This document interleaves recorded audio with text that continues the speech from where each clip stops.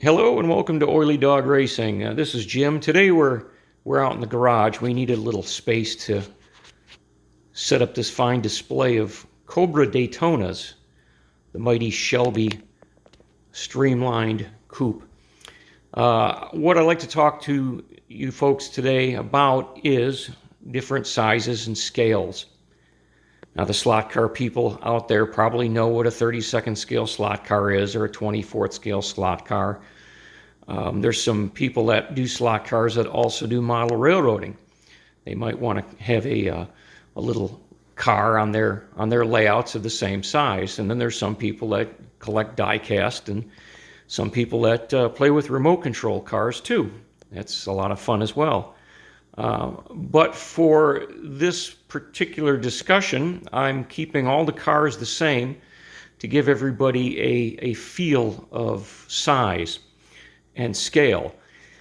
And when you see something in scale like 1/32 or 1/24, what that means is one with the two dots or the slash next to the number 32 or 24. That means that it would take that many of the model in length, width, and height to reach the actual size of the real one. For example, let's start out with this little bitty guy right here. 1/220th scale. This is Z scale, and pardon my shaky hand there. You can see how tiny that is. This is a little less than 3/4 of an inch long.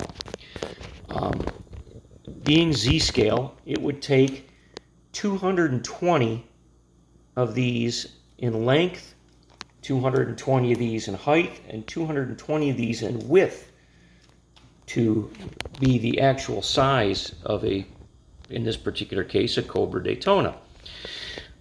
From there, there's another scale I'm not going to talk about because I don't have a model, and that's another model railroad scale. That's N scale. N scale in the United States, I believe, is 1/160th. Over in Europe, I believe it's a slightly different size, but I don't have one of those models, so we'll skip right over to 1/87th. And for this one, we've got a vintage Aurora model motoring Cobra car, and early slot car from the 1960s. 1/87th scale. This is also the scale that's associated with HO scale trains. Fun little model. Those are a lot of fun. If you have ever started out slot carring with the model motoring car, you will probably never want to run a car with magnets again. They're so much fun to drive and drift. From there we go to, that's a Hot Wheels die-cast model. That's a 64th scale die-cast by Hot Wheels. 64th is also a great scale for S-gauge trains. That is a perfect size for that. These come in some different colors. They put different wheels on them. They're a lot of them are fantasy liveries. They never made a Cobra Daytona in green. They never raced one in green. They made 6 Cobra Daytonas. I'm not going to get into the history. It's very fascinating, and I could talk for hours on it. But you guys can use the internet for that. It's oh boy, it's a great story. This is a 43rd scale car. This is made by Kyosho. It's a die cast. They make great models. I don't think this one is in production anymore. They're highly detailed, very collectible. 43rd scale is a great size to collect if you're into collecting die-cast cars, because you can see it's bigger than your Matchbox or Hot Wheels car, and they've got a great feel to them. They've got some detail too, and they also make 43rd scale cars in resin, so you can really you could build your own or buy them made. Another fun hobby. And then everybody knows this one. That's 32nd scale slot car. This is made by Revell, and this is an authentic livery, authentic colors and race history. 32nd scale. Fun cars. They don't make them anymore, but you can find them on eBay. From there, we go up to 24th scale. Now, this is a very interesting car. This is a This is produced by K&B in the 1960s. This is kind of a hard one to find because this is the second release of the Cobra Daytona.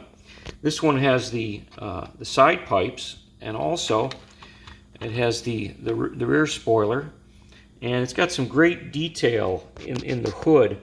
You can see the rivets there, and cutouts too for the side here. The original release did not have those. These are a little harder to find. Again, you can find these on the internet, or if you've got some friends that collect slot cars, they might have one lying around. They're a fun vintage car. Great models to have too. Now we're going to go through some larger die casts. This is on 18th scale. This is, pardon my pronunciation, it's either Exodo or Exado. They make some beautiful 18th scale models, and very, very accurate too. Let me see if we can pop the door here, get on the inside. Yeah, these are really nice cars, and it's great for, you put these in your display cabinet. Don't let the kids play with these; they're a little too valuable. But it's all die cast. And then from there, if 18th scale is not large enough, you can find one of these. This is a 12th scale. This is a model made by Franklin Mint. No longer in production, and they kind of get pricey. Same kind of level of detail on this one as the Exado. These things are heavy, and if you do buy one, prepare to spend at least $50 on shipping. I mean, these are they're absolutely beautiful models, and they are big. You can see the size difference. About maybe 25, 30 years ago, Kyosho also made a 1/10 scale Cobra Daytona remote control car. Now this one, I apologize for its appearance. Let's just say I had hours of fun with this car. Little information on it. It's a 4-wheel drive, gas powered, and you can find these on the internet too. But people are pretty proud of their pricing on those. But anyways, that's 1/10 scale. So we look back, we could see the differences in all the sizes available. I particularly like the Cobra Daytona. I love its line. I love its history. I love everything about the car, the Shelby story.